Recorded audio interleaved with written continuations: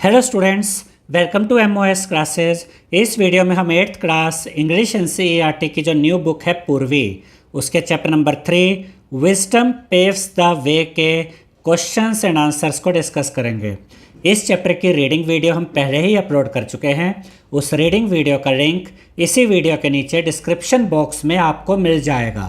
तो आइए अब हम इस चैप्टर के क्वेश्चंस एंड आंसर्स को डिस्कस करते हैं। तो सबसे पहले हम देखेंगे लेट अस डिस्कस, जो कि पेज नंबर 32 पे है। यहाँ पर देखिए हमसे क्या कहा गया है। Complete the following sentences with suitable reasons. यहाँ पर हमें कुछ इनकम्प्लीट सेंटेंस दिए गए हैं, हमें उन्हें कंप्लीट करना है सुटेबल रीजन के साथ। One example has been done for you, एक एग्जाम्पल हमें करके भी दिखाया गया है। Share your answer with your classmates and teacher, अपने आंसर्स को अपने क्लासमेट्स और टीचर के साथ शेयर कीजिए, ये भी बोला गया है।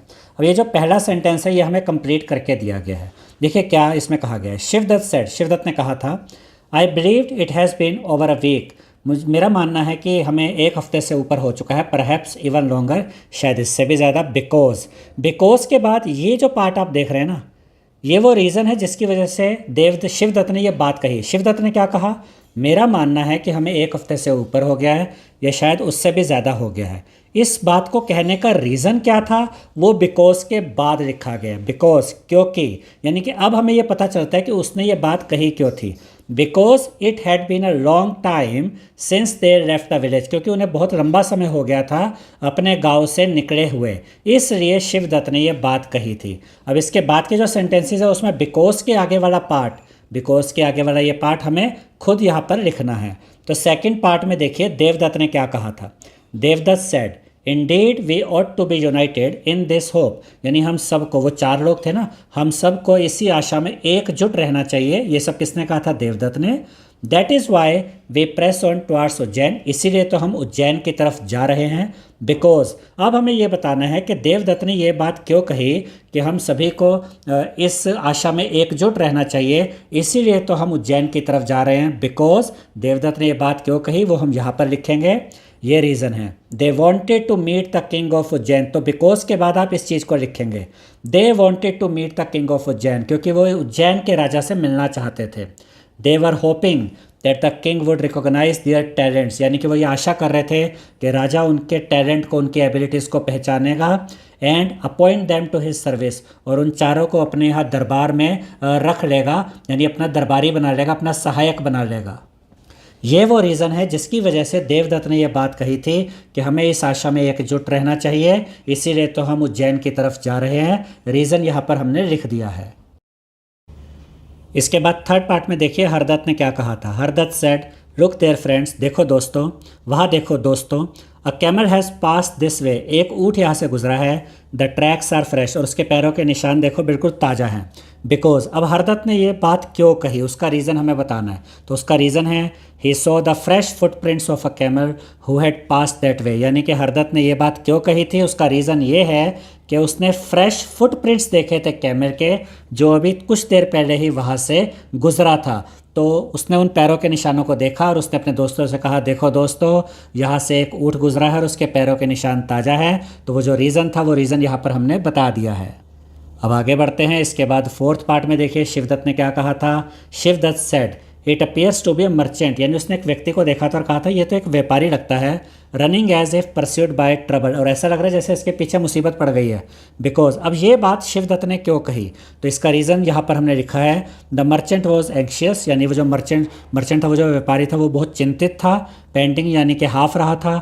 एंड लुकिंग डिस्ट्रेस, बहुत परेशान लग रहा था। इस वजह से उसने, जब शिवदत्त ने उसको देखा तो उसको देखकर अपने दोस्तों से क्या कहा था कि ये तो एक व्यापारी लग रहा है और ऐसा लग रहा है इसके पीछे मुसीबत पड़ गई है। और इसका रीज़न जो यहाँ पर आपने लिखना है वो रीज़न ये हमने आपको बता दिया है कि जो मर्चेंट था बहुत ही चिंतित लग रहा था, हाफ रहा था, परेशान लग रहा था, इसलिए शिवदत्त ने यह बात उसके बारे में कही थी। अब आगे बढ़ते हैं। पांचवें पार्ट में देखिए मर्चेंट ने क्या कहा था। The merchant said, how could you possibly know that, तुमको ये कैसे पता। The poor creature has been unwell for 2 weeks now, और वो जो पुअर क्रिएचर, यहाँ पुअर क्रिएचर क्या है, जैसा कि हमने स्टोरी में पढ़ा था, ये ऊँट की बात कर रहा था कि वो जो बेचारा ऊँट है वो 2 हफ्ते से बीमार है। मर्चेंट ये बता रहा था इन चारों को। Surely you are a healer, निश्चित रूप से आप एक चिकित्सक है। हीलर मतलब जो चिकित्सक होते हैं, डॉक्टर टाइप कह सकते हैं। तो उसको लगा ये कोई हीलर है, इसलिए ये मेरे इस ऊँट के बारे में जानते हैं। अब इसका रीज़न क्या था? बिकॉज के आगे हमें रीज़न लिखना है कि मर्चेंट ने ये बात कही क्यों थी। तो इसका रीज़न यहाँ पर देखिए, बिकॉज के बाद आप क्या लिखेंगे? Devdatt told him that the camel was suffering from a pain in the stomach. Devdatt ने मर्चेंट से कहा था कि वो जो कैमल है उसके पेट में दर्द हो रहा था, उसके पेट में दर्द है, ये बात देवदत्त ने कही थी। इस बात को सुनकर मर्चेंट ने फिर ये कहा था कि आपको ये बात कैसे पता? वो बेचारा जो जानवर है वो तो 2 हफ्ते से बीमार है, ज़रूर आप कोई चिकित्सक हैं, इस वजह से उसने ये बात कही थी। तो रीज़न यहाँ पर हमने देख लिया, ये रीज़न हमने बता दिया। ये रीज़न अब आपको लिखना है कि जब देवदत्त ने ये बात कही कि उस ऊँट के पेट में दर्द है, तब मर्चेंट ने फिर ये वाली बात कही थी। अब इसके बाद आते हैं 6th पार्ट पे। यहाँ देखिए देवदत्त ने क्या कहा। Devdatt said you are free to do as you wish, जैसा आप करना चाहें आप कर सकते हैं। ये बात देवदत्त किसको कह रहा था? मर्चेंट को।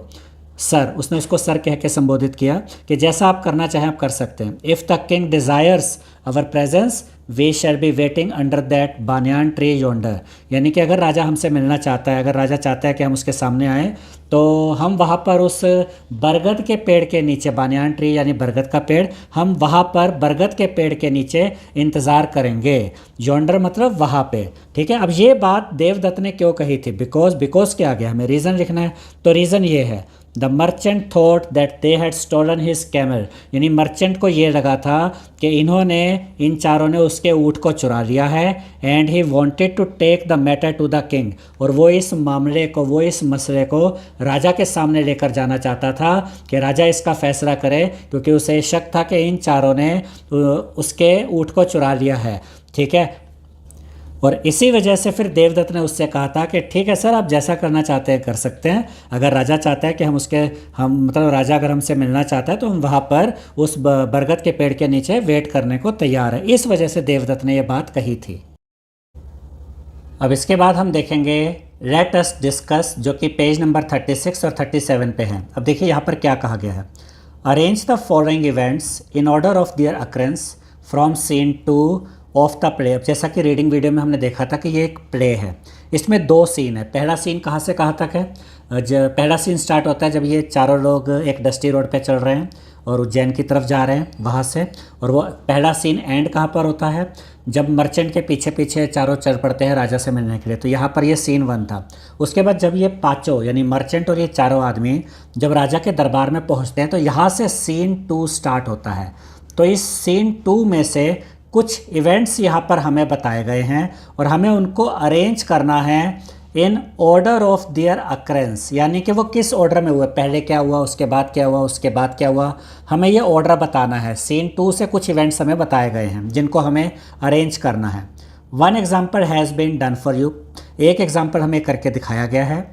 Share your answers with your classmates and teacher, और अपने आंसर्स को अपने क्लासमेट्स और टीचर के साथ आपको शेयर करना है। तो यहाँ पर अगर आप देखेंगे तो टोटल 8 इवेंट्स यहाँ पर बताए गए हैं। और ये जो पहला इवेंट है ना, ये आपको ऑलरेडी बुक में दिया गया कि इसका नंबर 8 रहेगा, यानी ये सबसे एंड में हुआ। और ये पहला इवेंट मतलब यहाँ पर के हिसाब से ऑर्डर में पहले देखेंगे तो ये 1st नंबर पे दिया गया, लेकिन ये हुआ कब है? ये 8th नंबर पे आएगा। तो इसका आंसर ऑलरेडी हमें पता है। The king makes the 4 young man his advisers impressed by their skills, यानी ये बिल्कुल लास्ट में जाकर हुआ कि राजा ने उन चारों यंग मैन को अपना एडवाइज़र, अपना सलाहकार बना लिया, क्योंकि वो उनकी स्किल्स से बहुत ज़्यादा प्रभावित हो गया। तो इसका नंबर हमें पता है 8वें नंबर पे आएगा।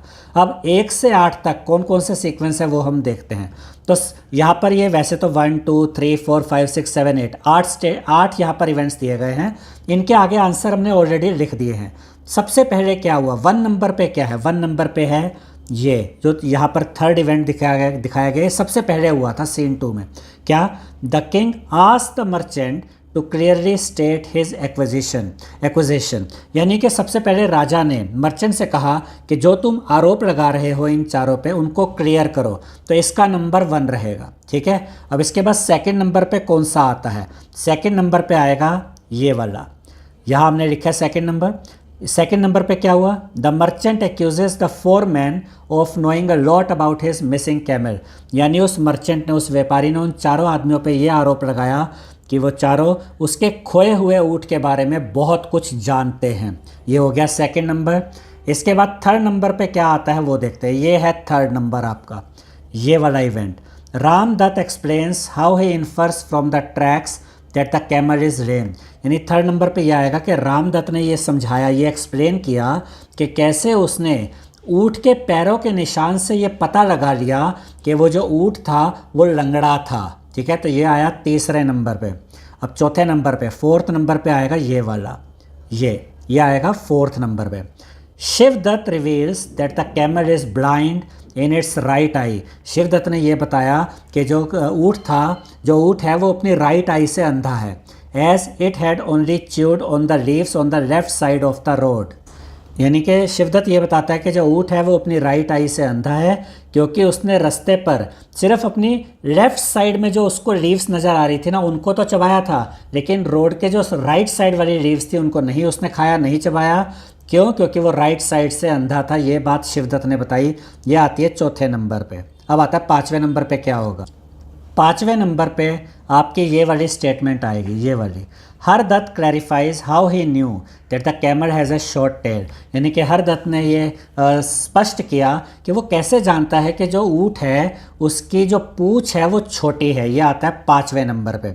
छठे नंबर पे क्या आएगा? छठे नंबर पे ये वाली स्टेटमेंट आएगी, या हम कह सकते हैं कि छठे नंबर पे ये इवेंट आएगा। Devdatt explains his observation about the camel's pain and careful movement. यानी कि देवदत्त ने ये एक्सप्लेन किया कि उसने कैसे ये ऑब्ज़र्व किया कि जो कैमल है, जो ऊँट है, उसको दर्द हो रहा है बहुत, और वो बहुत ही सावधानी से चल रहा है। ये आता है छठे नंबर पे।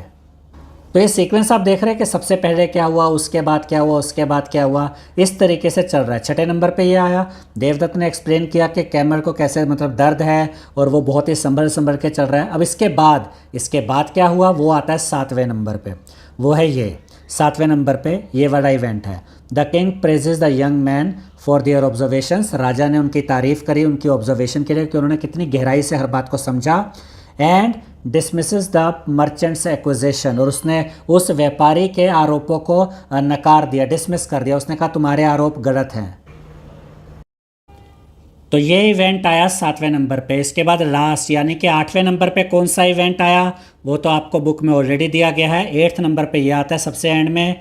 The king makes the 4 young man his advisers. राजा ने उन चारों यंग मैन को अपना एडवाइज़र, अपना सलाहकार बना लिया। इम्प्रेस्ड बाय देयर स्किल्स, क्योंकि वो उनकी स्किल्स से बहुत ज़्यादा प्रभावित हुआ था। तो इस तरीके से हमने इन सभी इवेंट्स को एक अरेंजिंग ऑर्डर में दिखा दिया है कि सबसे पहले कौन सा हुआ, उसके बाद कौन सा हुआ। 1 से लेकर 8 तक ये सभी नंबर्स यहाँ पर हमने आपको दिखा दिए हैं। अब इसके बाद हम देखेंगे let us think and reflect, जो कि पेज नंबर 37, 38 और 39 पर है।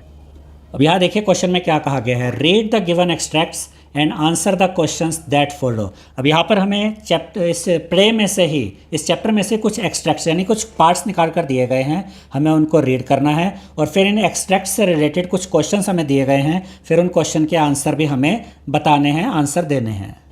तो यहाँ पर टोटल 2 एक्सट्रैक्ट दिए गए हैं। यहाँ पर ये पहला एक्सट्रैक्ट शुरू होता है, इसको हम ध्यान से पहले पढ़ेंगे। जैसे कि देवदत्त ने क्या कहा, 10 days are but a short span in the grand scheme of things.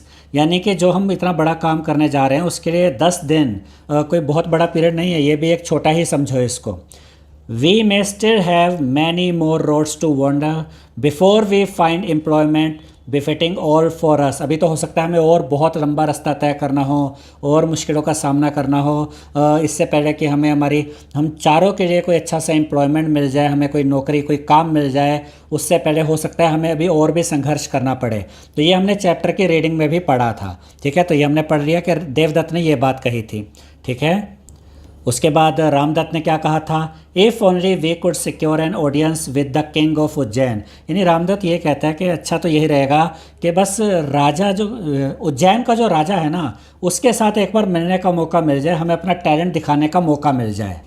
और ये जो एक्सट्रैक्ट है ये आपको पेज नंबर 29 पे मिलेगा, बिल्कुल एज इट इज़। ये पेज नंबर 29 पे ऐसे ही दिया गया है। जब देवदत्त ने ये बात कही कि 10 दिन बहुत छोटा टाइम है, क्योंकि ये बातचीत चल रही थी कि हमें तो बहुत दिन हो गए निकले हुए, 10 दिन हो गए हैं। तो देवदत्त ने कहा था कि 10 दिन भी कोई बहुत ज़्यादा नहीं है, हमें काम चाहिए, तो उसके लिए हो सकता है अभी और भी स्ट्रगल करना पड़े। तो रामदत्त ने इसके आगे कंटिन्यू किया था। रामदत्त ने कहा था कि अगर हमें बस उज्जैन के राजा के सामने जाने का मौका मिल जाए, हम टैलेंट दिखा सकें। I am confident he would recognise our talents, और मुझे विश्वास है कि वो हमारे टैलेंट को पहचानेगा। And appoint us to his service, और हमें अपने यहाँ पर एक सहायक के रूप में, एडवाइज़र के रूप में, दरबारी के रूप में रख लेगा। अब उसके बाद शिवदत्त ने क्या कहा था? शिवदत्त ने कहा था आई शेयर योर बिलीफ, यानी जो तुम सोच रहे हो ना, मैं भी यही सोच रहा हूँ, यही ऐसा ही होना चाहिए या ऐसा ही हो। अब देवदत्त ने उसके बाद क्या कहा? देवदत्त ने कहा था indeed we ought to be united in this hope, यानी हम सबको इस आशा में एकजुट रहना चाहिए। That is why we press on towards Ujjain, इसीलिए तो हम लगे हुए हैं कि हमें उज्जैन की तरफ बस जाना है, पहुंचना है। उसके बाद हरदत्त ने क्या कहा था? पोजिंग थॉटफुली, यानी कि वो कुछ सोचा उसने, फिर उसने सोच के कहा gaining an audience with the king is no simple task, यानी राजा के सामने जाना, उससे मीटिंग होना, उससे बातचीत करना, ये कोई आसान काम नहीं है। We need to devise a strategy, हमें इसके लिए कोई प्लान तैयार करना होगा, कोई स्ट्रेटेजी तैयार करनी होगी। तो ये सारा जो इनकी जो बातचीत हुई थी, ये एक्सट्रैक्ट हमें दिया गया है। इसी से संबंधित कुछ क्वेश्चन हमें दिए गए हैं जिनके आंसर हमें देने हैं। अब पहला क्वेश्चन क्या कहा गया, देखिए identify the false statement from the two given below and rectify it. अब यहाँ पर हमें दो स्टेटमेंट्स दी गई है, ए पार्ट, ये ए पार्ट आप देख सकते हैं, और ये बी पार्ट आप यहाँ पर देख सकते हैं। हमें ये कहा गया है कि अगर इन दो स्टेटमेंट्स को पहले तो चेक कीजिए, अगर इनमें से कोई स्टेटमेंट आपको फॉल्स दिखती है तो उसको करेक्ट करके लिखिए, रेक्टिफाई मतलब उसको ठीक करके लिखिए। तो पहली स्टेटमेंट देखते हैं, Devdatt believes that finding employment is an easy task, यानी देवदत्त का ये मानना है कि एम्प्लॉयमेंट हासिल करना यानी काम हासिल करना एक ईजी टास्क है। तो ये स्टेटमेंट फॉल्स है। क्यों? क्योंकि यहाँ पर हमने देखा था कि देवदत्त ने, देखिए यहाँ पर क्या कहा था, ये इधर इस वाली स्टेटमेंट में देवदत्त ने क्या कहा था कि 10 दिन तो अभी कुछ भी नहीं है, हम इतने बड़े काम के लिए जा रहे हैं, हमें काम चाहिए, तो हो सकता है अभी और भी ज़्यादा हमें संघर्ष करना पड़े, स्ट्रगल करना पड़े। ठीक है, तो इससे हमें पता चलता है कि देवदत्त जो था वो ये बिलीव करता था कि स्ट्रगल करना पड़ेगा, इतना ईजी नहीं है। तो ये स्टेटमेंट गलत हो गई ना। स्टेटमेंट तो ये कह रही है Devdatt believes that finding employment is an easy task, उसने तो ये माना ही नहीं कि ये ईजी टास्क है, तो ये स्टेटमेंट फॉल्स है। तो इसको रेक्टिफाई करते हैं, करेक्ट करके लिखते हैं। करेक्ट स्टेटमेंट क्या होगी वो देखिए, तो यहाँ पर हम लिखेंगे correct statement, Devdatt believes that they have to do a lot of hard work to get employment, यानी देवदत्त ये मानता है, वो ये विश्वास करता है कि उन्हें बहुत संघर्ष करना पड़ेगा एम्प्लॉयमेंट के लिए, कोई काम हासिल करने के लिए। तो ये स्टेटमेंट गलत थी, उसको हमने ठीक करके लिख दिया। अगली स्टेटमेंट देखिए, Ramdatt is confident that the king would recognise their talents, यानी कि रामदत्त कॉन्फिडेंट था, उसे ये विश्वास था कि जो राजा है वो उनके टैलेंट्स को पहचान लेगा। तो ये स्टेटमेंट बिल्कुल ट्रू है, तो इसमें हम लिखेंगे ट्रू, तो इसको रेक्टिफाई करने की ज़रूरत नहीं है।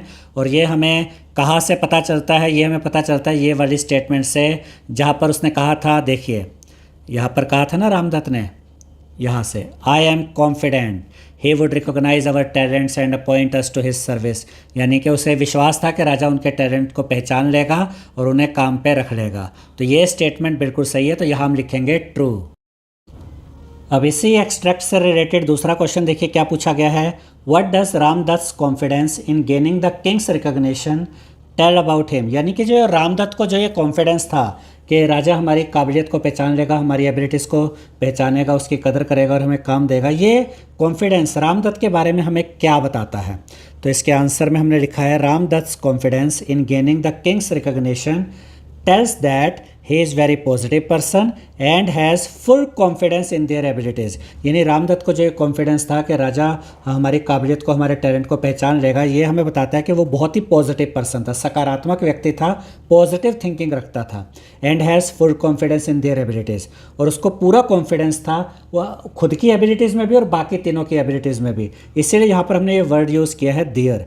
देयर मतलब उनकी एबिलिटीज़ में, यानी कि वो खुद भी इंक्लूड है इसमें, उसको अपनी एबिलिटीज़ पर भी कॉन्फिडेंस था और बाकी जो 3 उसके दोस्त थे उनकी एबिलिटीज़ पर भी पूरा कॉन्फिडेंस था कि हम चारों इतने काबिल हैं, हमारी एबिलिटीज़ इतनी अच्छी हैं, हम इतने टैलेंटेड हैं कि राजा हमारी काबिलियत पहचानेगा और हमें काम दे देगा। तो हमें 2 चीज़ें पता चलती हैं यहाँ पर उसके कॉन्फिडेंस से, एक तो वो बहुत पॉजिटिव पर्सन था और उससे अपनी और अपने दोस्तों की एबिलिटीज़ पर पूरा कॉन्फिडेंस था, पूरा भरोसा था।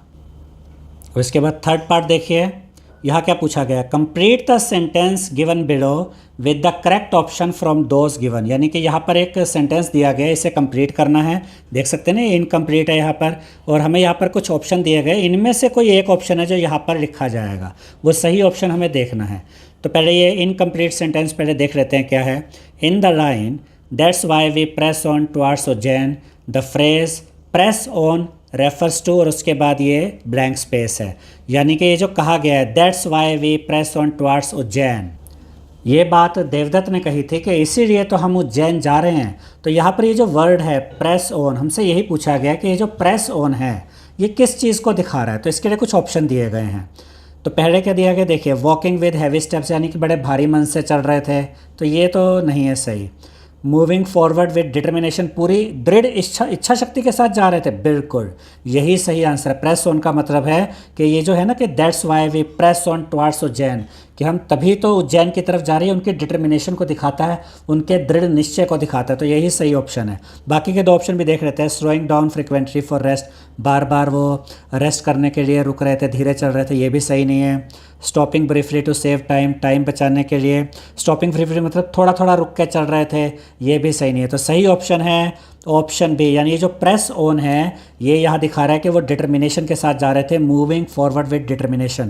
तो ये जो ब्लैंक स्पेस है यहाँ पर ये बी पार्ट लिखा जाएगा, इसलिए यहाँ आंसर में हमने लिखा है option B, moving forward with determination, यही सही ऑप्शन है। अब इसके बाद फोर्थ पार्ट में क्या कहा गया है, हरदत्त सेठ, हरदत्त कहता है we need to devise a strategy. देखिए जो भी स्टेटमेंट आप पढ़ रहे हैं ना, ये यहाँ पर हमने देखी है, देखिए यहाँ पर आपने ये जो एक्सट्रैक्ट देखा था, यहाँ पर ये कहा था ना हरदत्त ने we need to devise a strategy, तो ये सारी चीज़ें जो हम देख रहे हैं ये इसी एक्सट्रैक्ट में से, ये जितने भी क्वेश्चन अभी हम देख रहे हैं, ये फोर्थ पार्ट जो हम देख रहे हैं ये भी इसी एक्सट्रैक्ट में से ही क्वेश्चन बनाया गया। Hardatt says we need to devise a strategy, Hardatt कहता है हमें एक प्लान, एक स्ट्रेटजी बनाने की ज़रूरत है।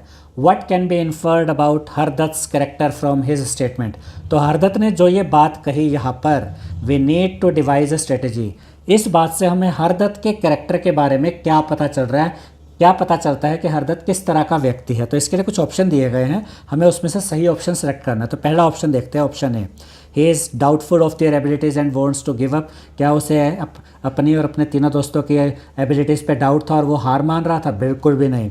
बी पार्ट देखते हैं, he is eager to rush into the palace without preparation, वो बिना किसी तैयारी के राजा के महल में जाना चाहता था, बिल्कुल भी नहीं।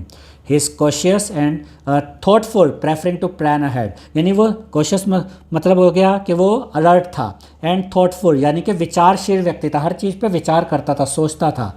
प्रेफरिंग टू प्लान अहेड, और आगे की योजना पहले ही बना के चलता था कि कुछ योजना बनाओ और आगे कोई दिक्कत नहीं आनी चाहिए, और आगे क्या क्या हो सकता है वो सारी वो योजना दिमाग में तैयार करता था कि हमें आगे क्या करना है। तो यही सही ऑप्शन है कि वो कोशिश मतलब अलर्ट था, थॉटफुल यानी विचार करता था, प्रेफरिंग टू प्लान अहेड आगे की योजना पहले ही तैयार करके चलता था, इस तरह का व्यक्ति था। तो सी ऑप्शन ही सही ऑप्शन है। डी भी पढ़ रहते हैं, he relies on others to make decision for the group, यानी वो दूसरों पर निर्भर करता था डिसीजन के लिए, ऐसा तो नहीं है। तो सही ऑप्शन है option C, he is cautious and thoughtful preferring to plan ahead. इसीलिए तो उसने कहा कि we need to devise a strategy, हमें प्लान बनाने की, एक स्ट्रेटजी बनाने की ज़रूरत है। तो सी ऑप्शन ही सही ऑप्शन है। अब इसके बाद आते हैं हम सेकंड एक्सट्रैक्ट पे, ये भी प्ले में से ही लिया गया है। किंग ने कहा टू द फोरमैन, उन चारों आदमियों से, you have demonstrated remarkable intelligence, यानी तुमने बहुत ही ज़बरदस्त इंटेलिजेंस, बहुत ही ज़बरदस्त समझदारी दिखाई है, and the ability to see beyond the obvious, और तुम तो वो चीज़ें भी देख पाते हो जो कि नॉर्मली लोग नहीं देखते, तुम कितनी ध्यान से हर चीज़ को देखते हो। सच माइंड्स आर रेयर, ऐसे बुद्धिमान लोग बहुत कम मिलते हैं, बहुत मुश्किल होता है ऐसे बुद्धिमान लोगों का मिलना। And highly valued in my court, मेरे दरबार में तो तुम जैसे लोगों की बहुत वैल्यू है, तुम्हारा बहुत महत्व है। I extend to you the honour of becoming my, यहाँ पर ये MY माई आएगा, माई एडवाइज़र्स, और मैं तुम्हें ये सम्मान देता हूँ कि मैं तुम्हें अपना सलाहकार बनाना चाहता हूँ। Your council shall guide my decisions, यानी कि तुम जो मुझे सलाह दोगे वो मेरे डिसीजंस के लिए बहुत लाभकारी होगी, यानी कि तुम मेरे लिए, तुम्हारी जो सलाह होगी, तुम्हारी जो एडवाइस होगी वो बहुत लाभकारी होगी मेरे लिए। And your wisdom shall be a beacon for my kingdom, और तुम्हारी ये जो बुद्धिमानी है मेरे राज्य के लिए एक प्रकाश का काम करेगी। व्हाट डू यू से टू माई ऑफ़र, तुम मेरे इस प्रस्ताव पे, मेरे इस ऑफ़र के लिए तुम क्या कहते हो। तब रामदत्त ने क्या कहा, स्टेपिंग फॉरवर्ड, रामदत्त आगे की तरफ आया, योर हाइनेस महाराज, it is honour we had not dare to dream of, ये तो एक ऐसा सम्मान है जिसके बारे में हमने सोचा भी नहीं कि हमें इतना बड़ा सम्मान मिलेगा। तो यहाँ पर रामदत्त आगे की तरफ आया और उसने कहा, महाराज ये हमारे लिए बहुत बड़े सम्मान की बात है, हमने तो इसके बारे में ऐसा सोचा भी नहीं था कि ऐसा होगा। अब ये जो एक्सट्रैक्ट हमने पढ़ा, अब इससे रिलेटेड पहला क्वेश्चन देखिए क्या कहा गया, select the option that is true for both assertion, जिसको हम रिप्रेजेंट करते हैं यहाँ पर ए से, एंड रीज़न जिसको रिप्रेजेंट किया गया है आर से।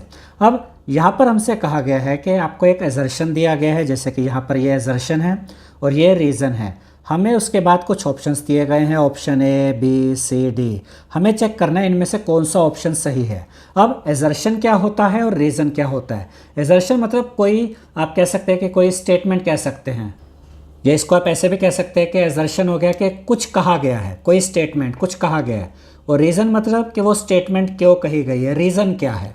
ठीक है, तो देखिए एजर्शन क्या है यहाँ पर, the merchant left the court feeling humbled and ashamed, यानी कि वो जो व्यापारी था जब वो उस दरबार से, राजा के दरबार से बाहर जा रहा था तो वो कैसा फील कर रहा था, वो हम्बल यानी कि नम्र फील कर रहा था, और अशेम्ड उसको शर्मिंदगी भी हो रही थी। ये एक स्टेटमेंट हो गई। ठीक है, और जैसा कि रीडिंग वीडियो में हमने देखा था, जब इस चैप्टर को हमने पढ़ा था, तो उसके हिसाब से देखें तो ये स्टेटमेंट तो सही है कि जब वो मर्चेंट जा रहा था कोर्ट से बाहर, तो उस समय पर वो काफ़ी सॉरी फील कर रहा था, हम्बल फील कर रहा था और अशेम्ड भी फील कर रहा था। अब इसके बाद आता है reason, the king commanded that the 4 wise man join his court, यानी कि उस राजा ने ये कमांड किया कि जो ये 4 बुद्धिमान आदमी हैं ये उसके दरबार को ज्वाइन कर ले, यानी उसके सलाहकार बन जाए, उसके यहाँ काम करें। ठीक है, तो ये हमें रीज़न दिया गया। अब देखा जाए तो ये स्टेटमेंट भी वैसे सही है कि जो राजा था उसने कहा था उन चारों को कि तुम अब मेरे यहाँ पर काम कर लो। ठीक है, अब इसके जो ऑप्शन दिए गए उसको ज़रा ध्यान से देखिए वो किस तरीके से है। ये ध्यान में रखिएगा कि एजर्शन का मतलब हुआ यहाँ पर एक स्टेटमेंट और ये हुआ एक रीज़न। अब ज़रा ध्यान से देखिए ऑप्शन ए क्या कहता है, both A and R true, यानी कि ये जो ए यानी एजर्शन है ये भी ट्रू है और जो रीज़न है ये भी ट्रू है, यानी दोनों बातें सही हैं। एंड आर यानी ये जो रीज़न है is the correct explanation of A, ये जो रीज़न है क्या ये करेक्ट एक्सप्लेनेशन है ए का। तो इसमें ध्यान से देखिए कि ये दोनों स्टेटमेंट सही हैं। ये पहली स्टेटमेंट क्या है कि जब वो मर्चेंट वहाँ से निकला तो वो हम्बल्ड और अशेम्ड फील कर रहा था, बिल्कुल सही है। रीज़न में क्या लिखा गया, the king commanded that the 4 wise man join his court, के चारों बुद्धिमान व्यक्ति उसके दरबार में काम करने लग जाए, ये रीज़न भी सही है। लेकिन ये जो रीज़न है क्या ये करेक्ट एक्सप्लेनेशन है उस एसर्शन का? नहीं, क्योंकि इनका आपस में देखिए कोई मतलब नहीं है। दोनों स्टेटमेंट्स अलग अलग है। असर्शन यानी ये स्टेटमेंट अलग है और रीज़न ये बिल्कुल अलग ही बात कर रहा है। हालांकि दोनों सही हैं लेकिन इस रीज़न का और इस एजर्शन का आपस में कोई कनेक्शन नहीं। आप ये नहीं कह सकते कि ये जो रीज़न है ये इसी एजर्शन का रीज़न है, ऐसा तो नहीं है। लेकिन ये है दोनों सही। तो बी ऑप्शन पे आते हैं तो ये तो काम नहीं करेगा ये ऑप्शन। बी ऑप्शन क्या कहता है, both A and R are true, यानी कि एजर्शन भी सही है और आपका जो रीज़न है वो भी सही है। But R is not the correct explanation of A, लेकिन ये जो रीज़न है ये रीज़न एग्जैक्ट करेक्ट एक्सप्लेनेशन नहीं है इस एजर्शन का। इनका आपस में कोई लिंक नहीं है, दोनों अपनी अपनी जगह सही हैं। लेकिन जब आप इस रीज़न को पढ़ते हैं तो आप कहेंगे कि एजर्शन से तो इसका कोई मतलब नहीं है। तो यहाँ पर यही स्टेटमेंट, यही ऑप्शन सही होने वाली है। ये जो आपकी ऑप्शन बी है ना, यही करेक्ट ऑप्शन होगी कि एजर्शन और रीज़न दोनों ट्रू हैं, दोनों सच हैं। लेकिन ये जो आर यानी रीज़न है ये करेक्ट एक्सप्लेनेशन नहीं है ए का। अब आगे के भी दो ऑप्शन पढ़ लेते हैं।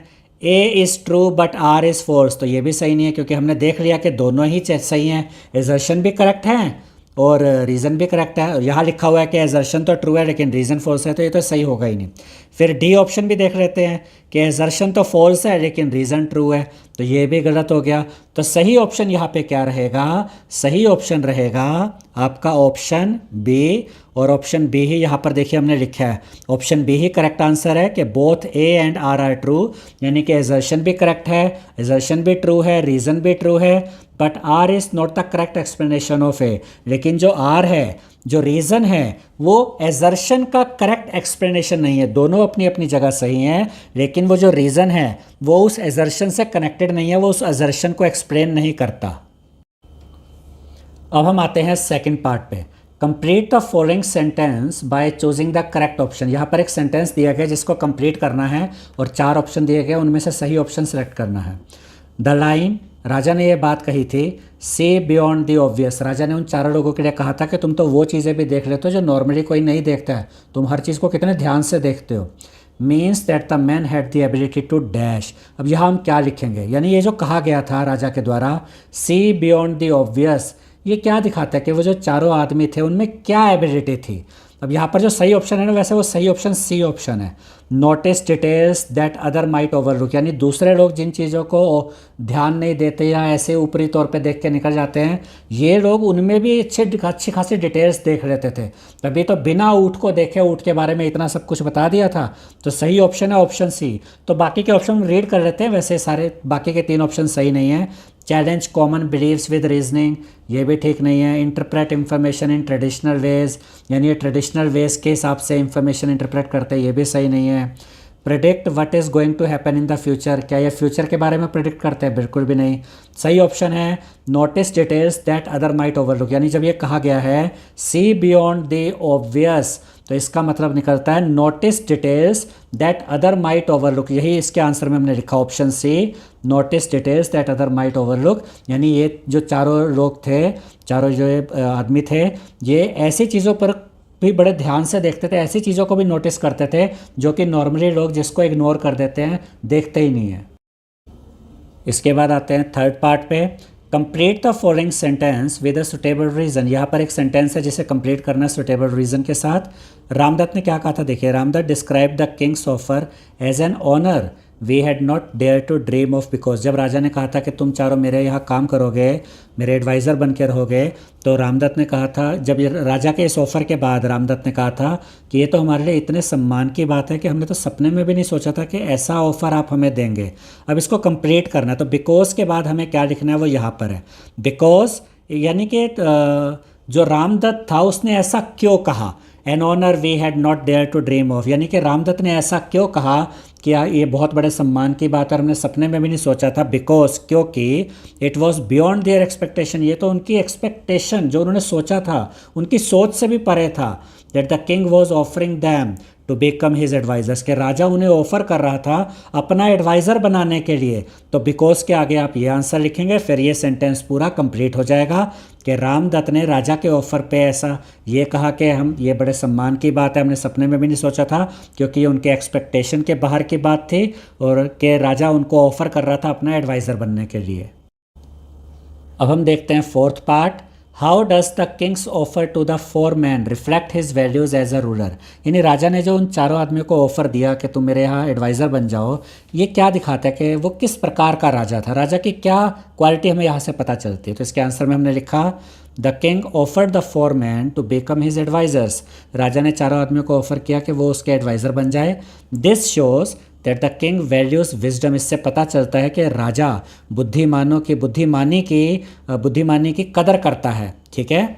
And understands the importance of wise advisers, और वो इस बात का भी महत्व समझता है कि बुद्धिमान एडवाइज़र जो होते हैं, जो बुद्धिमान सलाह देने वाले होते हैं, वो उनके महत्व को जानता है। For the well being of his kingdom, वो समझता है कि अगर मेरे पास बुद्धिमान एडवाइज़र होंगे तो ये मेरे राज्य के लिए अच्छा है। वेल बींग मतलब अच्छा, यानी वो इस बात को समझता है कि अगर मेरे पास वाइज एडवाइज़र होंगे, मेरे साथ अगर बुद्धिमान सलाह देने वाले होंगे, तो ये मेरे राज्य के लिए अच्छा है। तो ये क्वालिटीज़ हमें पता चलती है कि राजा ने जो ऑफ़र दिया था उन चारों को, इससे। अब इसके बाद हमसे कहा गया है आंसर द फॉलोइंग क्वेश्चंस, और फर्स्ट क्वेश्चन है what does the dusty road reading to Ujjain tells us about the challenges of the young men's journey, यानी ये जो 4 यंग मैन जो कि इस प्ले में, इस स्टोरी में बताए गए हैं, ये एक डस्टी रोड पर चलते हुए उज्जैन की तरफ जा रहे थे। यानी जिस रास्ते से उज्जैन जा रहे थे वो एक डस्टी रोड थी, धूल से भरी रोड थी। तो इससे आपको क्या पता चलता है कि ये जो डस्टी रोड है, इससे आपको क्या पता चलता है कि इनको कौन कौन से चैलेंजेस का, कौन सी मुश्किलों का सामना करना पड़ा होगा। तो इसके आंसर में हमने लिखा dusty roads are not easy to travel, यानी डस्टी रोड्स पर ट्रैवल करना ईजी नहीं होता। It takes a lot of courage to travel on a dusty road, और बहुत हिम्मत की ज़रूरत होती है डस्टी रोड्स पर ट्रैवल करने की। अब आजकल तो आप देखते हैं कि रोड्स बड़ी अच्छी बनी होती है, उन पर ट्रैवल करना इजी होता है, लेकिन ये अगर हम पुराने समय की ही बात कर रहे हैं तो उस समय पे डस्टी रोड्स अगर कहीं जा रही है तो इट मीन्स वहाँ पर पानी की कमी हो सकती है और धूल उड़ रही होती है, गर्मी भी होती है, तो इससे हमें पता चलता है काफ़ी मुश्किल होता था इन पर चलना। इसलिए लिखा है it takes a lot of courage to travel on a dusty road, यानी डस्टी रोड पर ट्रैवल करने के लिए बड़ी हिम्मत की ज़रूरत होती है। The 4 men must have faced a lot of difficulties to travel on a dusty road like the shortage of water, और इन चारों आदमियों को भी काफ़ी दिक्कत आई होगी डस्टी रोड पे ट्रैवल करने के लिए, जैसे कि वाटर की शॉर्टेज का सामना भी इनको हो सकता है करना पड़ा हो। ठीक है, दे वर ट्रैवल वॉर, यानी वो सफ़र से थके हुए थे, बहुत चल चुके थे, थके हुए थे, बट डिटरमाइंड, लेकिन उसके बावजूद उनका दृढ़ निश्चय था, फिर भी वो चले जा रहे थे। ठीक है, though it was very difficult to continue, हालांकि कंटिन्यू करना बहुत मुश्किल था, but they had a clear aim, लेकिन उनका लक्ष्य एक ही था, साफ लक्ष्य था उनके दिमाग में, that they wanted to meet the king of Ujjain, कि वो उज्जैन के राजा से मिलना चाहते थे, और यही उनके मन में था, और इसी वजह से वो इतने मुश्किल रास्ते पे चले जा रहे थे। They did not give up, उन्होंने हार नहीं मानी, इवन आफ्टर गेटिंग टायर्ड, भले वो थक गए थे उसके बावजूद उन्होंने हार नहीं मानी, even after getting tired travelling for over a week, यानी कि उन्होंने हार नहीं मानी, हालांकि वो एक हफ्ते से ज़्यादा समय हो गया था और वो चलते जा रहे थे, फिर भी उन्होंने हार नहीं मानी, क्योंकि उनका एक ही लक्ष्य था कि वो राजा तक पहुंचना चाहते थे। तो हमने यहाँ पर क्या समझा कि डस्टी रोड पे चलना, ट्रैवल करना बहुत मुश्किल होता है, कई तरह की डिफ़िकल्टीज़ का सामना करना पड़ता है, तो ये सब डिफ़िकल्टीज़ इन चारों दोस्तों के सामने भी आई होंगी। इसके बाद सेकंड क्वेश्चन में देखिए क्या कहा गया है, why did the merchant become suspicious of the 4 men, यानी वो जो व्यापारी था, वो जो मर्चेंट था, उसको शक क्यों हुआ उन चारों आदमियों पे। What does this tell us about him, और इससे हमें उस मर्चेंट के बारे में क्या पता चलता है। तो इसके आंसर में हमने लिखा the merchant upon hearing their detailed description about the camel immediately accuse them of stealing the camel, यानी वो चारों आदमी दोस्तों ने क्या किया था, मर्चेंट को पूरी डिस्क्रिप्शन दी थी, पूरे डिटेल में बताया था ऊँट के बारे में, तो जैसे उसने ये सुना तो उसके बाद उसे शक हो गया और उसने उन पे आरोप लगा दिया। एक्यूज्ड मतलब उसने उन पे आरोप लगा दिया कि उन्होंने ही उसके कैमल को चुराया है। तो मेन रीज़न यही था उसके दिमाग में कि ये मेरे कैमल के बारे में इतना कुछ जानते हैं, तो इन्होंने ही चुराया होगा। He was sure that their knowledge meant they had seen और स्टोलन हिज कैमल, और वो ये बात उसके मन में पक्की थी कि इनको इतनी नॉलेज है मेरे कैमल के बारे में, तो इन्होंने या तो देखा है और या चुरा ही लिया, यानी इन्होंने देखा भी है मेरे कैमल को और अब इन्होंने चुरा भी लिया है, तभी तो ये मेरे कैमल के बारे में, मेरे ऊँट के बारे में इतना सब कुछ बता पा रहे हैं। अब इससे हमें उस मर्चेंट के बारे में क्या पता चलता है कि वो कैसा था। This shows the merchant was impulsive, impulsive मतलब बिना सोचे समझे जल्दबाजी में डिसीजन लेने वाला व्यक्ति था। He jump to the conclusion that the young man were thieves without proper evidence, यानी बिना किसी प्रॉपर सबूत के, बिना किसी प्रॉपर एविडेंस के वो फटाफट से इस कंक्लूजन, इस रिजल्ट पर पहुंच गया कि इन्हीं 4 जवान लोगों ने मेरे ऊँट को चुरा लिया, ये चोर हैं, यही लिखा है ना यहाँ पे। ही जम्प टू द कंक्लूजन, वो इस रिजल्ट पे आ गया, बड़ी जल्दी से वो इस रिजल्ट पे आ गया बिना कुछ सोचे समझे, that the young man were thieves, के चारों तो चोर हैं, विदाउट प्रॉपर एविडेंस, वो भी बिना किसी सबूत के। तो हमें ये पता चला वो जल्दबाजी में डिसीजन लेने वाला व्यक्ति था। अब आते हैं थर्ड क्वेश्चन पे। थर्ड क्वेश्चन में देखिए क्या कहा गया है, how do the 4 young men's observations about the camel serve as a turning point in the play, यानी कि वो जो 4 लोग थे, 4 young men, इनकी जो ऑब्जर्वेशन थी, इन्होंने जिस तरीके से राजा के सामने एक्सप्लेन किया कि हमें कैसे पता चला ऊँट के बारे में, ये जो इनकी ऑब्जर्वेशन थी, ये किस तरह से इस प्ले में टर्निंग पॉइंट साबित हुई, ये हमें बताना है। तो इसके आंसर में देखिए हमने क्या लिखा है, the merchant accuse the 4 young men of stealing his camel, उस व्यापारी ने इन चारों लोगों पे, चारों दोस्तों पे आरोप लगाया था कि इन्होंने उसका कैमल, उसका ऊँट चुरा लिया है। And took them to the king, और वो उन चारों को कहाँ ले गया था, राजा के सामने ले गया था। The 4 young men explain the king that how they knew so much about the camel, फिर उन चारों ही आदमियों ने राजा को एक्सप्लेन किया, ये बताया कि वो कैसे जानते थे उस कैमल के बारे में। उन्होंने एक एक चीज़ एक्सप्लेन की थी ना, पूरी अपनी ऑब्जर्वेशन बताई थी, जैसा कि हमने रीडिंग वीडियो में देखा था। The king got impressed by their observations, राजा बहुत प्रभावित हुआ था उनके ऑब्जर्वेशन से कि कैसे बिना ऊँट को देखे इन्होंने ऊँट के बारे में कितनी जानकारी प्राप्त कर ली थी। तो वो उनके ऑब्जर्वेशन से बहुत प्रभावित हो गया था। एंड रियलाइज्ड, और उसको ये एहसास हो गया राजा को, that they were not thieves, कि वो चारों चोर नहीं हैं, but they were so wise, लेकिन वो चारों बहुत बुद्धिमान हैं। And had the ability to see beyond the obvious, और वो समझ गया था कि इन चारों में ऐसी चीज़ों को भी देखने की क्षमता है जो कि आमतौर पे लोग देख नहीं पाते। नॉर्मली लोग ऊपर ऊपर से किसी चीज़ को देखते, ज़्यादा ऑब्जर्व नहीं करते, लेकिन ये तो बहुत डीप में जाके सोचते हैं, चीज़ों को ऑब्जर्व करते हैं और बड़े अच्छे से दिमाग लगाते हैं। वो ये समझ गया था राजा। Finally he offered them becoming his advisers, और फाइनली उसने उनको ऑफ़र किया कि वो राजा के एडवाइज़र बन जाए। तो इनकी जो ऑब्जर्वेशंस थी वो टर्निंग पॉइंट साबित हुई इस प्ले में, क्योंकि इनकी ऑब्जर्वेशन देख के ही राजा को ये एहसास हो गया ये बहुत समझदार है और ये चोर नहीं है।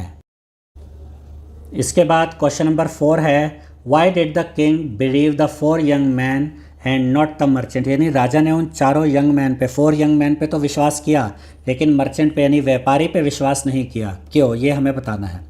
The king believed the 4 young men because they clearly and truthfully explained how they knew the camel's characteristics without ever seeing it, यानी राजा ने उन चारों यंग मैन पे इसलिए विश्वास किया क्योंकि उन्होंने क्लियरली और ट्रूथफुली यानी कि बड़ी स्पष्टता के साथ और एकदम सच्चाई के साथ इस बात को एक्सप्लेन किया कि कैसे बिना कैमल को देखे, कैसे बिना ऊँट को देखे वो ऊँट की इतनी कैरेक्टरिस्टिक, ऊँट के बारे में इतनी विशेषताएं वो बता पा रहे थे। उन्होंने जिस तरीके से एक्सप्लेन किया पूरी सच्चाई के साथ, क्लैरिटी के साथ, उसकी वजह से राजा ने उन पर विश्वास किया। अब मर्चेंट पे विश्वास क्यों नहीं किया, देखिए।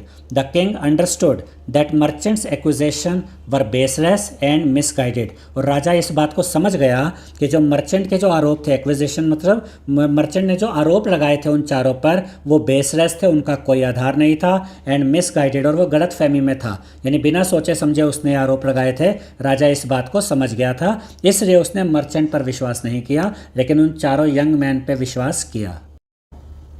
इसके बाद क्वेश्चन नंबर 5 देखिए, how does the capability of the 4 young man make them suitable to become advisers, यानी कि जो 4 यंग मैन हैं इनकी जो ये कैपेबिलिटीज़ बताई गई हैं, इनकी कैपेबिलिटी, इनका ये जो टैलेंट है वो किस तरीके से इनको सुटेबल बनाता है, उपयुक्त बनाता है एडवाइज़र बनने के लिए। जैसा कि हमने देखा था प्ले में कि राजा ने इनकी कैपेबिलिटीज़ को देखा और इनको कहा कि तुम मेरे एडवाइज़र बन जाओ, तो इनकी कैपेबिलिटीज़ ने कैसे इनको सुटेबल बनाया एडवाइज़र बनने के लिए। तो इसके आंसर में देखिए हमने क्या लिखा है, the 4 young man's capability shows that they were very clever, यानी कि जो 4 यंग मैन हैं इनकी कैपेबिलिटी ये दिखाती है कि ये बहुत क्लेवर थे, फुल ऑफ विजडम, बुद्धिमानी से भरपूर थे, यानी बहुत बुद्धिमान थे। Had the ability to see beyond the obvious, जैसा कि प्ले में चैप्टर में बताया भी गया है कि इनके पास योग्यता थी ऐसी चीज़ों को देखने की, ऐसी चीज़ों को समझने की जो नॉर्मली दूसरे लोग नहीं समझ पाते, देख के भी नहीं समझ पाते, इनको वो चीज़ों को समझने की भी क्षमता थी। And all these qualities make them suitable to become advisers, तो ये सारी जो क्वालिटीज़ थी कि ये क्लेवर थे, बुद्धिमान थे, इनमें ऐसी चीज़ों को भी देखने की क्षमता थी जो दूसरे लोग नहीं देख पाते, ये सभी क्वालिटीज़ इनको सुटेबल बनाती है एडवाइज़र बनने के लिए। इसके बाद हम आते हैं क्वेश्चन नंबर 6 पे। क्वेश्चन नंबर 6 में देखिए क्या कहा गया है, why does the merchant feel ashamed for accusing the 4 young man of stealing his camel, explain in your own words, यानी कि वो जो व्यापारी था, वो जो मर्चेंट था, उसको इस बात पे शर्मिंदगी क्यों महसूस हुई कि उसने जो आरोप लगाया था इन चारों यंग मैन पे कैमल चोरी करने का, ऊँट चोरी करने का, उसको इस बात पे क्यों शर्मिंदगी महसूस हुई, ये हमें बताना है। तो इसके आंसर में हमने लिखा है, the merchant felt ashamed because he realised his hasty acquisition was wrong. Hasty मतलब जल्दबाजी में, एक्विजिशन आरोप लगाया, यानी कि उसको ये शर्मिंदगी इसलिए महसूस हुई उस मर्चेंट को, उस व्यापारी को, कि उसे ये एहसास हो गया कि उसने जल्दबाजी में आरोप लगा दिया था और जल्दबाजी में उसने जो ये आरोप लगाया था वो गलत था। तभी हमने लिखा है ना, he realised his hasty acquisition was wrong, जल्दबाजी में उसने जो आरोप लगाया था वो उसे रियलाइज़ हो गया कि वो आरोप गलत था। He jump to the conclusion, वो जल्दबाजी में इस डिसीजन पर पहुंचा था that the young man were thieves, के चारों यंग मैन थीव थे, चोर थे, विदाउट प्रॉपर एविडेंस, वो भी बिना किसी एविडेंस के, बिना किसी सबूत के वो जल्दबाजी में इस डिसीजन पे पहुंच गया था।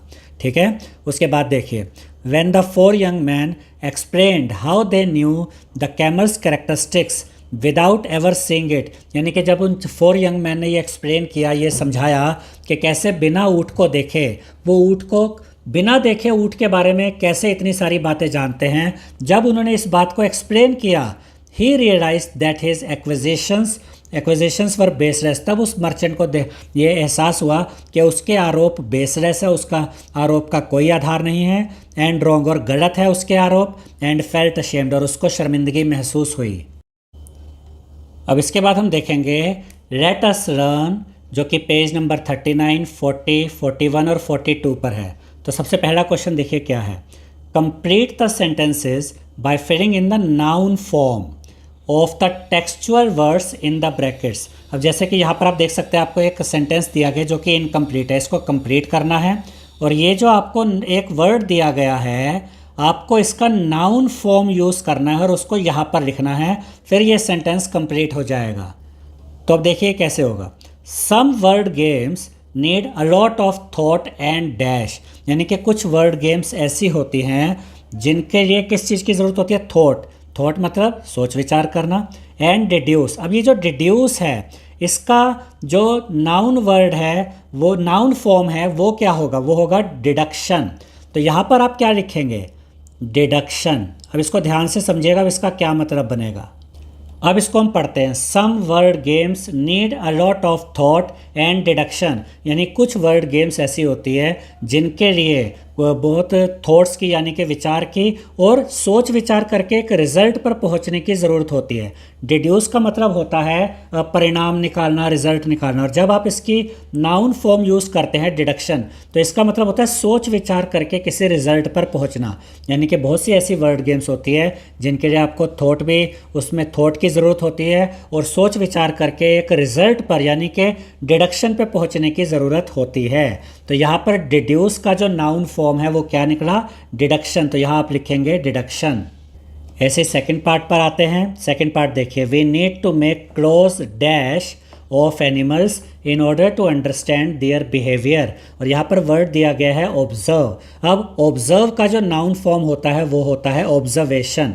तो यहाँ पर आप क्या लिखेंगे, ऑब्जर्वेशन। अब इसको पढ़ते हैं, We need to make close observation of animals in order to understand their behavior, यानी कि एनिमल्स के बिहेवियर को समझने के लिए हमें उनकी बहुत अच्छे से, बहुत करीब से ऑब्जर्वेशन करने की ज़रूरत होती है, उन पर बहुत करीब से ध्यान रखने की ज़रूरत होती है। तो ऑब्जर्व का नाउन फॉर्म क्या हो गया, ऑब्जर्वेशन। तो यहाँ पर आप लिखेंगे ऑब्जर्वेशन। अब इसके बाद थर्ड आते हैं, थर्ड पार्ट पे, a detailed dash of the documents shows a lot of errors, और यहाँ पर वर्ड दिया गया स्क्रूटनाइज। स्क्रूटनाइज होता है जांच करना, ठीक है। अब इसका जो नाउन फॉर्म है वो है स्क्रूटनी। तो यहाँ पर आप क्या लिखेंगे, SCRUTINY, यानी कि स्क्रूटनी। स्क्रूटनी का मतलब हो जाएगा जांच, ठीक है। A detailed scrutiny of the documents shows a lot of errors, यानी कि जब डॉक्यूमेंट्स की डिटेल्ड स्क्रूटनी की जाती है, डॉक्यूमेंट्स की बड़े अच्छे से जांच की जाती है, तो कई प्रकार के एरर्स, कई प्रकार की गलतियां नज़र आती है। तो स्क्रूटनाइज का जो नाउन फॉर्म है वो है स्क्रूटनी, जिसका मतलब होता है जांच।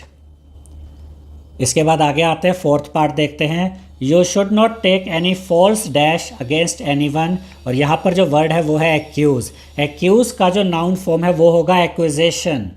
तो यहाँ पर आप क्या लिखेंगे, एक्विजिशन। तो यहाँ पर हमने लिख दिया है एक्विजिशन। अब इसको पढ़ते हैं, you should not take any false acquisition against anyone, यानी कि तुम्हें किसी के भी विरुद्ध फॉल्स, यानी कि झूठे आरोप नहीं लगाने चाहिए। तो एक्यूज का नाउन फॉर्म यहाँ पर हमने लिखा है एक्विजिशन।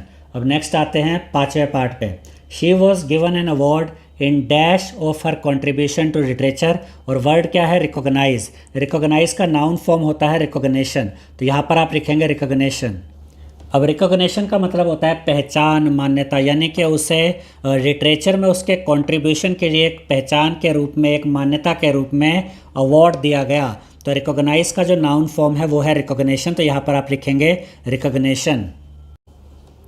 अब हम आते हैं नेक्स्ट क्वेश्चन पे, match the expressions in column 1 with their meanings in column 2। अब यहाँ पर आप कॉलम 1 में देखेंगे तो यहाँ पर एक्सप्रेशंस दिए गए हैं, और कॉलम 2 में इन एक्सप्रेशंस के मीनिंग दिए गए हैं और हमें एक्सप्रेशन को उनके सही मीनिंग के साथ मैच करना है। तो यहाँ पर हमने ये सारे आंसर इसके लिख दिए हैं। अब इसको ज़रा हम देखते हैं। तो सबसे पहले कौन सा एक्सप्रेशन है, विद ऑल आवर हार्ट्स। तो इसके आगे हमने लिखा यहाँ पे 6th ऑप्शन, यानी कि ये वाला इसके साथ मैच होता है। विद ऑल आवर हार्ट्स इसका मतलब होता है कंप्लीट सिंसियरिटी, ठीक है।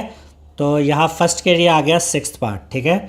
नेक्स्ट सेकंड देखते हैं, फर्स्ट तो हो गया, सेकंड देखते हैं। To be precise, to be precise के लिए कौन सा ऑप्शन सही है, 4th option. To be precise का मतलब होता है एग्जैक्ट एंड एक्यूरेट, इसलिए यहाँ पर 4th पार्ट आया, ठीक है। नेक्स्ट अब थर्ड देखते हैं, gain an audience with, gain an audience with के लिए 5th पार्ट, यानी कि ये वाला part. Gain an audience with का मतलब है मीटिंग और हियरिंग समवन, के इसे मीटिंग करना, किसी की बातों को सुनना, ठीक है।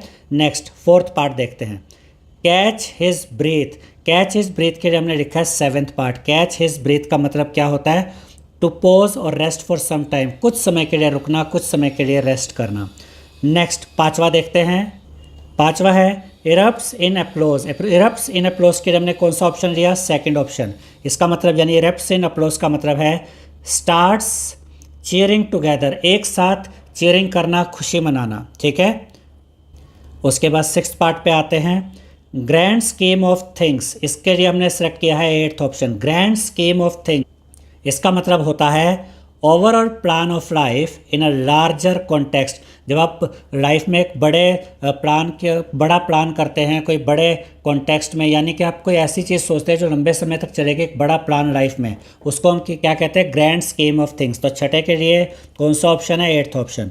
7वां देखते हैं, टेकन अ बैक। इसके लिए 1st ऑप्शन, यहाँ से 2nd कॉलम में से। टेकन अ बैक मतलब क्या होता है, सरप्राइज, जब आप हैरान रह जाते हैं, सरप्राइज हो जाते हैं, उसको कहते हैं टेकन अ बैक। फिर 8th पर आते हैं, more than meets the eye. More than meets the eye के लिए कौन सा ऑप्शन लिया, 3rd ऑप्शन, ये वाला। मोर देन मीट्स द आई का मतलब यहाँ पर क्या है, मोर देन मीट्स द आई। इसका मतलब क्या होता है, hidden information that is not obvious, यानी ऐसी छुपी हुई इन्फॉर्मेशन जो कि क्लैरिटी से पूरी क्लियर नहीं हुई है, साफ तौर पे नज़र नहीं आ रही है, उसको हम क्या कहते हैं, मोर देन मीट्स द आई। अब इसके बाद इसी से रिलेटेड देखिए हमसे क्या कहा गया है, now make sentences using any 5 of the expressions from column 1।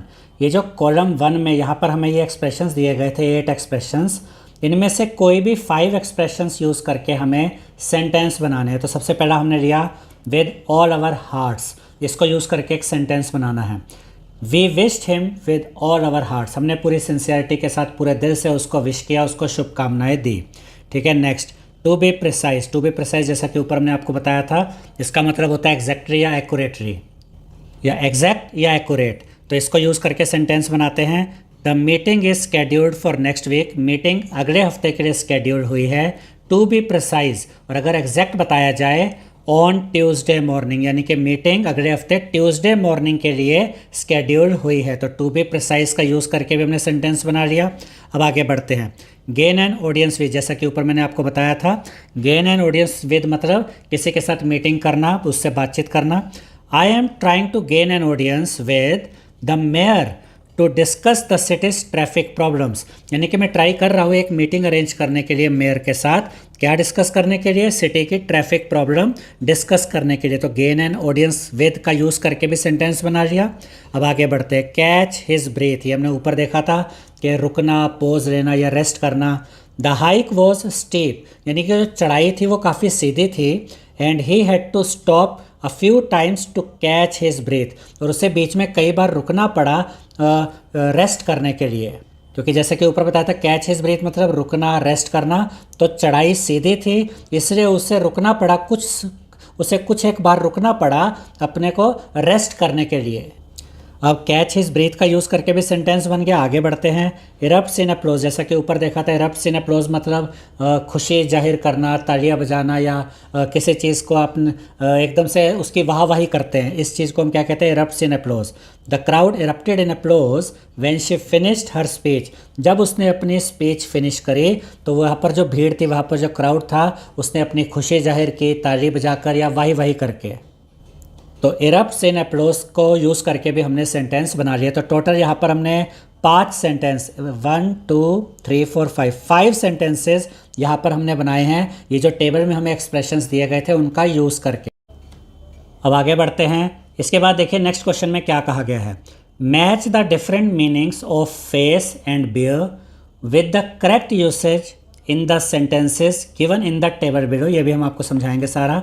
N stands for the word noun and V stands for the word verb. अब यहाँ पर हो क्या रहा है, पहले तो देखिए यहाँ फेस वर्ड जो यूज़ किया गया है, कौन सा वर्ड यूज़ किया गया है, फेस। उसके बाद नीचे बियर। तो पहले जो हम समझेंगे वो इस वाले पार्ट को समझेंगे, यानी फेस वाले पार्ट को। ये जब पूरा हो जाएगा फिर हम वो बियर वाले पार्ट पे जाएंगे। तो वर्ड दिया गया है फेस।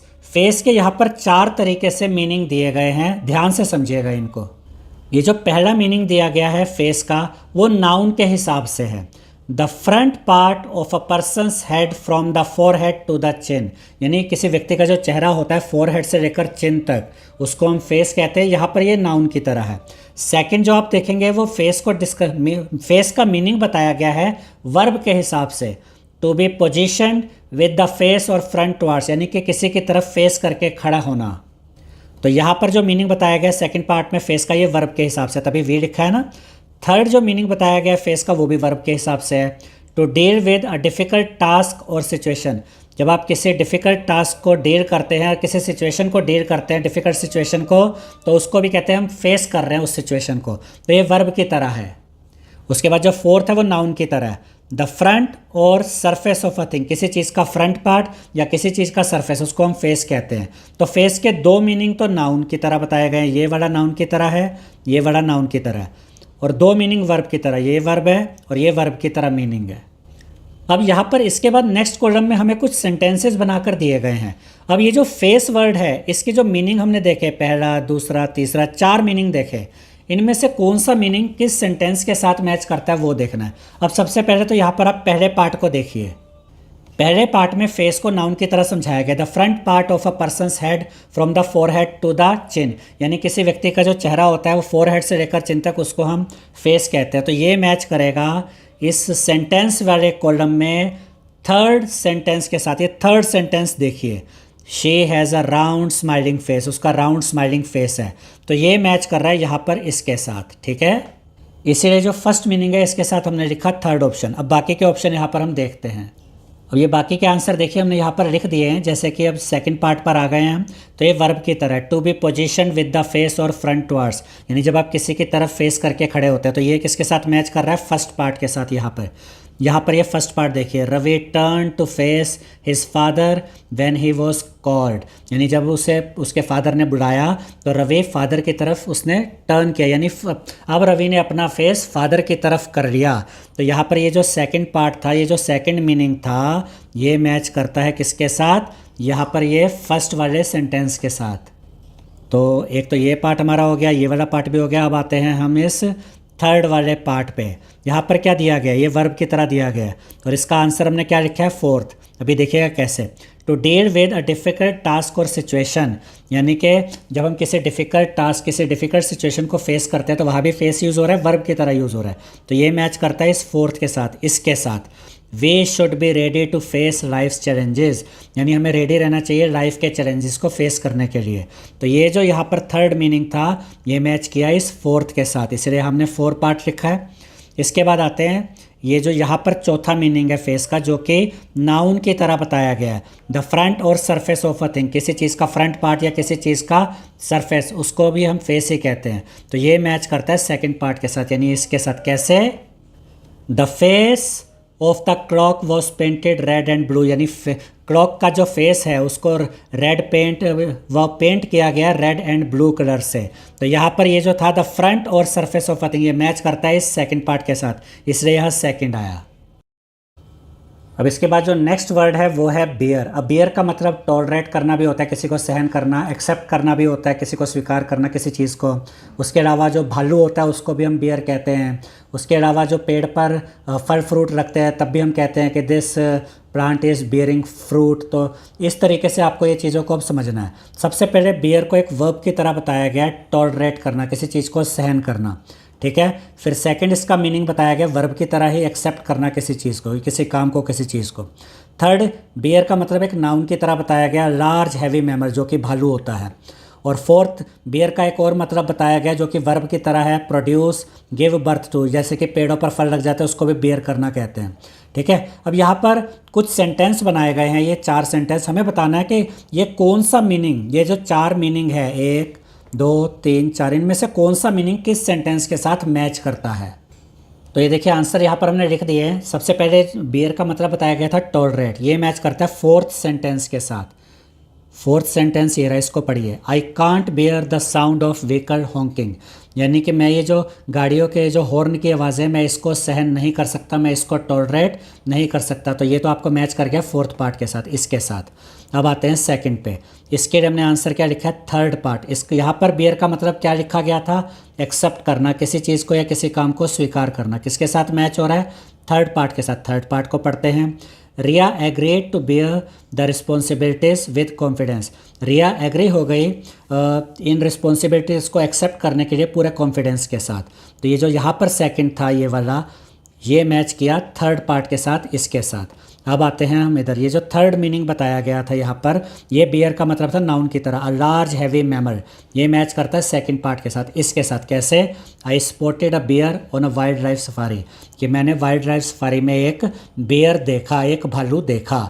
उसके बाद आता है ये फोर्थ पार्ट जो कि वर्ब की तरह है, प्रोड्यूस, गिव बर्थ टू, ये मैच करता है फर्स्ट पार्ट के साथ, इसके साथ। कैसे, the trees that I planted in my garden took a long time to bear fruit, जो पेड़ मैंने अपने गार्डन में लगाए थे उनमें एक लंबा समय लगा फ्रूट आने के लिए, फ्रूट लगने के लिए। तो ये जो फोर्थ पार्ट था ये मैच किया यहाँ पर इस फर्स्ट पार्ट के साथ। अब इसके बाद नेक्स्ट क्वेश्चन देखते हैं। यहाँ क्या कहा गया है, match the highlighted words in the sentences in column 1 with the functions they express in column 2। अब यहाँ पर कॉलम 1 में देखिए आपको, जैसे कि यहाँ पर कुछ हाईलाइटेड वर्ड्स नज़र आ रहे होंगे, विल, मस्ट, शैल, कुड, ऐसे आगे और भी हैं। ठीक है, जैसे कि यहाँ पर वुड है, यहाँ पर भी वुड है, यहाँ पर मे है, यहाँ पर मे है, यहाँ पर ought to है, नीड है, यहाँ पर डेयर टू है। और देखिए यहाँ पर कहा क्या गया है, हमें ये कहा गया कि कॉलम 1 में जो ये हाईलाइटेड वर्ड्स हैं इनको हमें मैच करना है कॉलम 2 में। ये सब जो हमें फंक्शन दिए गए ना इनके साथ, कि कौन सा ये हाईलाइटेड वर्ड कौन से फंक्शन के साथ, ये सब हमें फंक्शन दिए गए हैं यहाँ पर। कौन सा हाईलाइटेड वर्ड यहाँ से कॉलम 1 में से इन कॉलम 2 के एक्सप्रेशन, कॉलम 2 में जो फंक्शन दिए गए वो कौन सा मैच करते हैं। ठीक है, यहाँ पर एग्जैक्टली आपको करना क्या है, यहाँ पर आपको पूरे सेंटेंस ही पढ़ने पड़ेंगे तभी आपको इसकी सेंस मिलेगी। तो फिर आप पता कर पाएंगे कि कौन से हाईलाइटेड वर्ड के साथ कौन सा फंक्शन, यहाँ पर ऐसा कौन सा फंक्शन है कॉलम 2 में जो यहाँ पर इनके साथ मैच करता है। तो यहाँ पर हमने ये आंसर आपके लिए मेंशन कर दिए हैं। अब इसको समझते हैं। आई विल ग्रेटली पे your fee if you can cure it, यानी कि अगर तुम इसको ठीक कर देते हो तो मैं बड़ी खुशी खुशी तुम्हें पैसे दे दूँ, फीस पे कर दूंगा। तो यहाँ से क्या पता चलता है, ये हमने आंसर लिखा है इसका 9th। तो यहाँ पर ज़रा 9th पार्ट पढ़ते हैं। इससे हमें पता चलता है उस व्यक्ति की विलिंगनेस का, उसकी इच्छा का। ठीक है, कि अगर तुम मेरी ये चीज़ ठीक कर दोगे तो मैं तुम्हें खुशी खुशी पैसे दे दूंगा। तो यहाँ से विलिंगनेस का पता चलता है, इसलिए यहाँ पर हमने लिखा 9। तो ये वाला तो हमारा पार्ट हो गया, इसका आंसर भी हमें पता चल गया। सेकंड पर आते हैं, you must have stolen it and sold it off. इसका मतलब क्या बनेगा, एक्चुअली आप इसको अगर समझेंगे ना, ये सब मॉडल वर्ब्स हैं, will, must, shall, could, would, उसके आगे वुड, फिर मे, फिर ought to, need, dare to, ये सब क्या होते हैं, मॉडल वर्ब्स होते हैं। ठीक है, तो ये सब चीज़ें आपको ध्यान रखनी है। You must have stolen it, must दिखाता है जब आप किसी चीज़ को जोर देकर कहते हैं। You must have stolen it and sold it off, ज़रूर तुमने ये चीज़ चुराई होगी और इसे बेच दिया होगा। तो यहाँ पर आप एक तरह से इमेजिनेशन बता रहे हैं, तो ये सेकंड इसका ऑप्शन सही रहेगा, इमेजिन्ड हाइपोथेटिकल पॉसिबिलिटी, कि ज़रूर तुमने चुराई होगी और इसे बेच दिया होगा। ये मैच कर रहा है सेकंड पार्ट के साथ, यानी एक हाइपोथेटिकल पॉसिबिलिटी, यानी कि आप एक ऐसी चीज़ बोल रहे हैं जिसका जो मतलब एक इमेजिन करके बोल रहे हो आप। ठीक है, हम कई बार ऐसे बोलते हैं ना, तुमने ही चुराई होगी और बेच दिया होगा, ये एक इमेजिनेशन है, हाइपोथेटिकल पॉसिबिलिटी है। तो सेकंड पार्ट भी हो गया। थर्ड पार्ट देखते हैं, you shall come with me to face the king, तुम्हें मेरे साथ आना चाहिए राजा के सामने। तो ये एक, या तुम मेरे साथ आओ राजा के सामने, इसको ऐसे बोलना ठीक रहेगा। तो ये किस चीज़ को दिखा रहा है, 10th पार्ट इसके लिए सही आंसर है।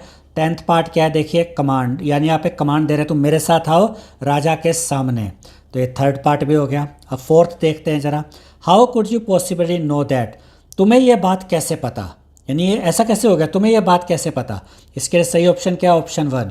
यहाँ पर आप डिसबिलीफ दिखा रहे हैं, एक्सप्रेशन ऑफ डिसबिलीफ, यानी आप अविश्वास दिखा रहे हैं, ऐसा कैसे हो गया, तुम्हें यह बात कैसे पता। तो यहाँ पर ये चौथा पार्ट भी हो गया। पांचवा देखते हैं, I am confident he would recognise our talents and appoint us to his service. मुझे विश्वास है कि वो हमारे टैलेंट को पहचानेगा और हमें काम पे रख लेगा। तो इसके लिए सही ऑप्शन हमने क्या लिखा है यहाँ पर, एट्थ ऑप्शन। एट्थ ऑप्शन क्या है, देखिए प्रेडिक्शन। आप प्रेडिक्ट कर रहे हैं, एक तरह से भविष्यवाणी टाइप कर रहे हैं कि मैं जानता हूँ कि ऐसा होगा, तो यहाँ प्रेडिक्शन हो रही है, इसलिए यहाँ पर ये फिफ्थ पार्ट में हमारा सही आंसर है eighth.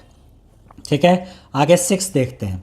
A camel with a long tail would have fended off this pest with ease, यानी कि अगर ऊँट की लंबी पूँछ होती तो वो अपनी पूँछ से इन पेस्ट को आसानी से हटा देता।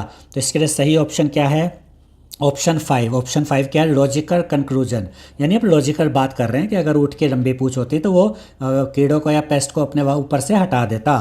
तो इसके लिए सही ऑप्शन है ऑप्शन 5, जो कि ये वाला ऑप्शन है। तो ये सिक्स्थ पार्ट भी हमने देख लिया। अब आते हैं सेवन्थ पार्ट पे, they may tell us more than meets the eye, यानी कि जितना हम समझते हैं वो उससे ज़्यादा हमें बता सकते हैं। तो इसके लिए सही ऑप्शन क्या है, 11th में देखते हैं पॉसिबिलिटी। आप पॉसिबिलिटी बता रहे हैं, पॉसिबिलिटी एक्चुअली जो मे होता है ना, ये पॉसिबिलिटी के लिए यूज़ होता है। They may tell us more than meets the eye, may और माइट में एक छोटा सा फ़र्क होता है। मे में पॉसिबिलिटी थोड़ी ज़्यादा होती है, माइट में पॉसिबिलिटी कम होती है। They may tell us more than meets the eye, यानी ये पॉसिबिलिटी है कि वो हमें जितना हमें समझ में आता है उससे ज़्यादा हमें बता सकते हैं। तो हमने ऑप्शन लिया 11, क्योंकि यहाँ पर पॉसिबिलिटी का पता चल रहा है। तो ये सेवन्थ पार्ट भी हमने कर लिया। ठीक है, अब मे अगर स्टार्टिंग में आ गया है तो मे और किस चीज़ के लिए यूज़ होता है, में विश और होप के लिए भी यूज़ होता है। में वैसे परमिशन मांगने के लिए भी होता है। तो आपको देखना पड़ता है कि मॉडल वर्ब, अब यहाँ पर बहुत डिटेल में तो मॉडल वर्ब्स को नहीं पढ़ सकते, हम ये सेंटेंस पढ़कर ही इनके सेंस को कैच कर रहे हैं। ठीक है, may your wisdom shine upon Ujjain and guide us to prosperity, यानी कि ये एक विलिंग, एक विश है, एक होप है। राजा ने बोला था ना इस तरीके से कि तुम्हारी जो विजडम है, तुम्हारी जो बुद्धिमानी है वो उज्जैन के ऊपर चमके, उज्जैन के लिए लाभकारी हो, and guide us to prosperity, और इससे उज्जैन का भला होगा। तो ये उसके लिए कि हमें जो सेंस मिल रही है वो क्या बताती है कि सिक्स्थ पार्ट सही रहेगा, यानी कि विश और होप। राजा ये आशा कर रहा था, ये होप कर रहा था उन लोग चारों से कि उनकी जो विजडम है वो उज्जैन के लिए काफ़ी लाभकारी होगी। तो यहाँ पर विश या होप का पता चल रहा है। तो मे जो मॉडल है वो विश या होप को भी दिखाता है। उसके बाद इंडेड, नाइन्थ पार्ट देख रहे हैं, indeed we ought to be united in this hope. Ought to किसको दिखाता है, ऑब्लिगेशन को। थर्ड पार्ट इसके लिए सही है। थर्ड पार्ट देखिए यहाँ पर क्या है, मोरल ऑब्लिगेशन और एडवाइस। जो ऑट टू होता है वो मोरल ऑब्लिगेशन और एडवाइस को दिखाता है। मोरल ऑब्लिगेशन कैसे होगा कि आपको ये काम करने चाहिए। Indeed we ought to be unite in this hope, हमें इस आशा में एक बने रहना चाहिए। तो यहाँ पर ये जो ऑट टू है ये मोरल ऑब्लिगेशन को भी दिखाता है और इसके अलावा ये एडवाइस को भी दिखाता है। इसके लिए इसका सही ऑप्शन जो नाइन्थ का हमने लिया वो कौन सा लिया, ये थर्ड वाला लिया, मोरल ऑब्लिगेशन और एडवाइस। उसके बाद टेंथ पार्ट में आते हैं, we need to devise a strategy, हमें एक प्लान बनाने की ज़रूरत है। इसके लिए सही ऑप्शन है ऑप्शन 7। ऑप्शन 7 क्या, नेसेसिटी, यानी ज़रूरत पता चल रही है। We need to devise a strategy, हमें एक प्लान बनाना पड़ेगा, ये ज़रूरत है, इसलिए यहाँ पर हमने इसके लिए नेसेसिटी यूज़ किया, यानी कि 7th पार्ट। अब ये लास्ट देखते हैं 11वां, you speak of my camel as if it stood before you, तुम ऐसे मेरे कैमल के बारे में बता रहे हो जैसे कि तुम्हारे सामने खड़ा हो। Yet you dare to claim not to have seen it, फिर भी तुम ये हिम्मत करके कह रहे हो कि तुमने उसे नहीं देखा। तो ये चैलेंज को दिखा रहा है। तो यहाँ पर 4th पार्ट यानी कि ये चैलेंज आएगा कि तुम मेरे ऊँट के बारे में इतना सब कुछ बता रहे हो फिर भी ये चैलेंज करके कह रहे हो कि तुमने उसको कभी नहीं देखा। तो ये चैलेंज को शो कर रहा है। तो ये 4th पार्ट सही आंसर रहेगा इस 11th के लिए यहाँ पर। तो ये सारे आंसर भी हमने यहाँ पर देख लिए हैं। अब आगे बढ़ते हैं। इसके बाद नेक्स्ट क्वेश्चन में देखिए क्या कहा गया है, complete the following story with modal verbs in the box given below by using the clues from the functions given with in brackets. यानी कि यहाँ पर आपको एक स्टोरी दी गई है जिसमें जगह जगह पे आप देख सकते हैं ये ब्लैंक स्पेसेस हैं, आपको ये ब्लैंक स्पेसेस फिल करने हैं। फिल किससे करने हैं, ये जो मॉडल वर्ब्स दिए गए हैं ना, may, must, should, can, might, could, need to, इनको यूज़ करके आपने ब्लैंक स्पेसेस फिल करने हैं।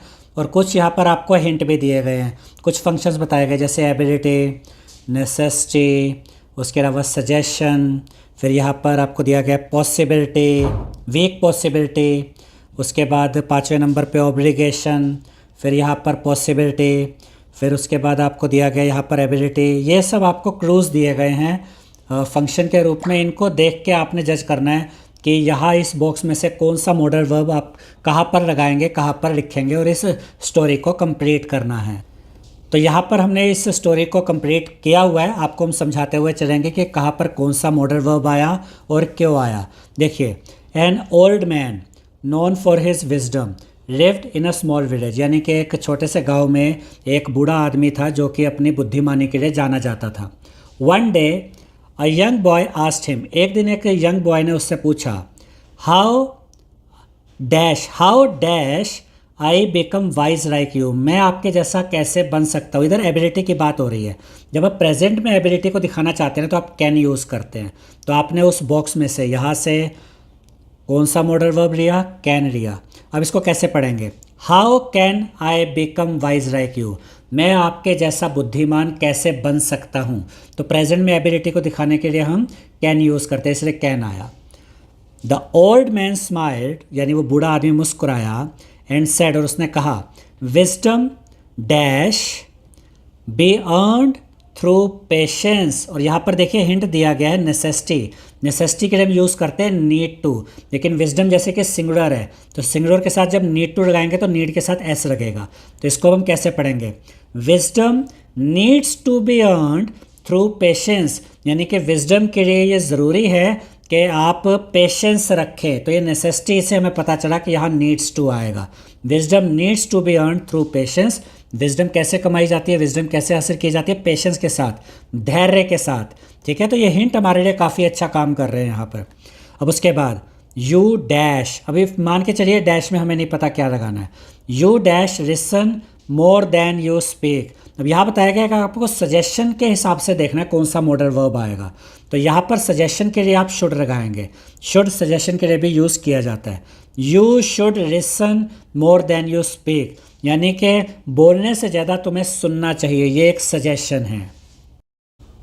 और ये जितने भी मॉडल वर्ब्स यहाँ पर हमने यूज़ किए और आगे इसमें करने वाले ये सभी मॉडल वर्ब्स हम यहीं से ले रहे हैं। ये जो टेबल हमें बॉक्स हमें दिया गया ना, इसी में से ले रहे हैं। ठीक है, जैसे कि नीड टू हमने यही से लिया है, कैन भी हमने यही से लिया है, और ये शुड भी हमने यही से लिया है। अब आगे बढ़ते हैं। The boy thought for a while, उस लड़के ने थोड़ी देर सोचा, एंड रिप्लाइड, और रिप्लाई दिया यानी उत्तर दिया। इट डैश, अब यहाँ पर हिंट है वीक पॉसिबिलिटी, इसको ऐसे पढ़िए, it dash take years but I will try. इसमें तो सालों लगेंगे लेकिन मैं ट्राई करूँगा। वीक पॉसिबिलिटी के लिए आप यूज़ करते हैं माइट, तो यहाँ पर आप लिखेंगे माइट। देखिए, मे भी पॉसिबिलिटी दिखाता है, माइट भी पॉसिबिलिटी दिखाता है। मे में पॉसिबिलिटी ज़्यादा होती है, माइट की पॉसिबिलिटी कम होती है। और यहाँ में हिंट क्या दिया हुआ है, वीक पॉसिबिलिटी, कम पॉसिबिलिटी की बात हुई है। इट माइट, इसलिए हमने माइट लिखा। इट माइट टेक केस, इसमें तो कई साल लग जाएंगे, वो पॉसिबिलिटी की बात कर रहा है वो लड़का। बट आई विल ट्राई, लेकिन मैं ट्राई करूँगा। ठीक है, तो हिंट से हमें पता चला कि माइट आएगा। अब इसके आगे बढ़ते हैं। द ओल्ड मैन नोटेड, जो बूढ़ा आदमी था उसने सर हिलाया। You dash learn from your mistakes too.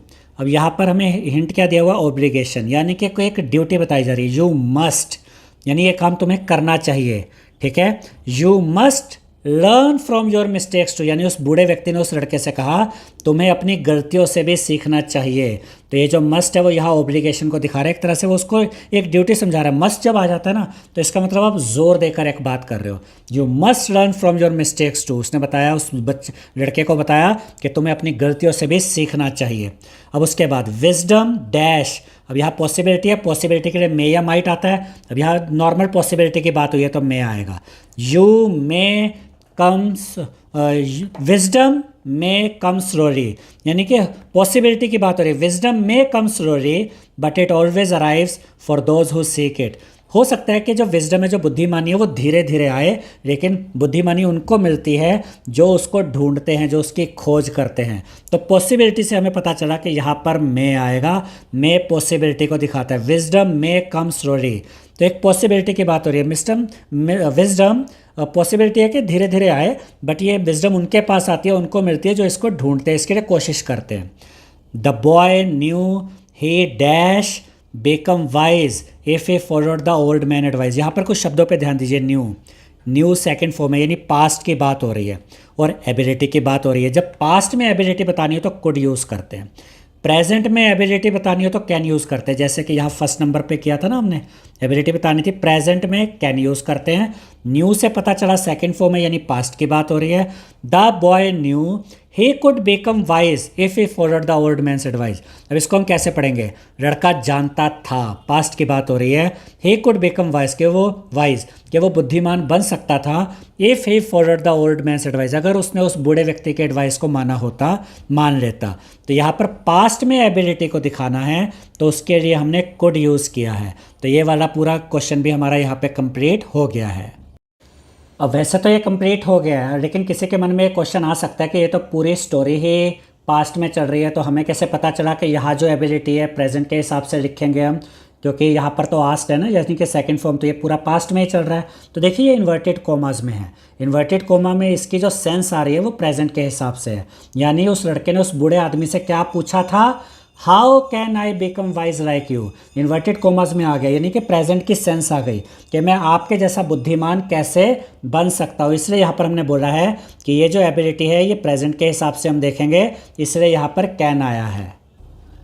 अब इसके बाद नेक्स्ट क्वेश्चन देखते हैं, री right the following sentences using appropriate modal verbs. यहाँ पर हमें कुछ सेंटेंसेस दिए गए हैं, हमें उन सेंटेंसेस को री राइट करना है, दोबारा लिखना है। और जब हम इन सेंटेंसेस को दोबारा लिखेंगे तो उनमें हमें मॉडल वर्ब्स का यूज़ करना है। You may take clues from the highlighted words, उसके लिए आप ये हाईलाइटेड वर्ड्स, जैसे कि यहाँ इस सेंटेंस में हाईलाइटेड वर्ड है एडवाइजेबल, ये क्लू का काम करेंगे, हिंट का काम करेंगे, इनका यूज़ करना है। इससे आपको पता चलेगा कौन सा मॉडल वर्ब आप यूज़ करेंगे। One example has been done for you, एक एग्जाम्पल आपको करके दिखाया गया। तो पहला पार्ट देखते हैं, पहला sentence, it is advisable for you to think before you speak, यानी कि आपको ये सलाह दी जाती है कि बोलने से पहले आप सोचें। तो ये जो एडवाइजेबल है, एडवाइजेबल यानी एडवाइस देने के लिए हम कौन सा मॉडल वर्ब यूज़ करते हैं, शुड।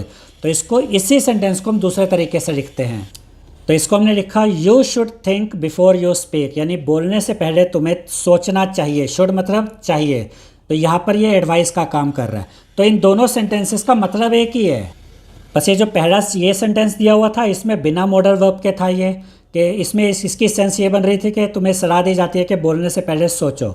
इसी को हमने दूसरे तरीके से लिख दिया मॉडल वर्ब का यूज़ करके, you should think before you speak, यानी कि तुम्हें बोलने से पहले सोचना चाहिए। तो दोनों सेंटेंसेस का मतलब एक ही है, बस यहाँ पर हमने इसको मॉडल वर्ब यूज़ करके इसको सेंटेंस को दोबारा लिखा है। अब आगे देखते हैं, it is unnecessary to worry about things beyond your control, यानी कि जो चीज़ें तुम्हारे कंट्रोल में नहीं है, जो चीज़ें तुम्हारे नियंत्रण में नहीं हैं, उनके बारे में चिंता करने की कोई ज़रूरत नहीं है। ठीक है, अब इसी को मॉडल वर्ब यूज़ करके कैसे लिखेंगे, तो यहाँ पर हम मॉडल वर्ब यूज़ करेंगे नीड नोट, जैसे अननेसेसरी ना हाईलाइटेड, इसी को हमने देखा कि अननेसेसरी के लिए, जैसे यहाँ एडवाइजेबल के लिए शुड आया, एडवाइस के लिए शुड होता है, अननेसेसरी के लिए हम क्या लिखते हैं मॉडल वर्ब, नीड नॉट। इसी सेंटेंस को हम दूसरे तरीके से लिखते हैं, मतलब दोनों का एक ही होगा, you need not worry about things beyond your control, यानी कि जो चीज़ें तुम्हारे कंट्रोल में नहीं है उसके लिए तुम्हें चिंता करने की ज़रूरत नहीं है। तो हमने इसी सेंटेंस को दूसरे तरीके से लिख दिया, इस बार हमने यहाँ पर मॉडल वर्ब यूज़ किया नीड नॉट। इसके बाद थर्ड पार्ट में आते हैं। वैसे अब थर्ड, फोर्थ और फिफ्थ तीनों में आपको मस्ट ही लगाना है, यहाँ पर कैसे पता चलेगा अभी देखते हैं।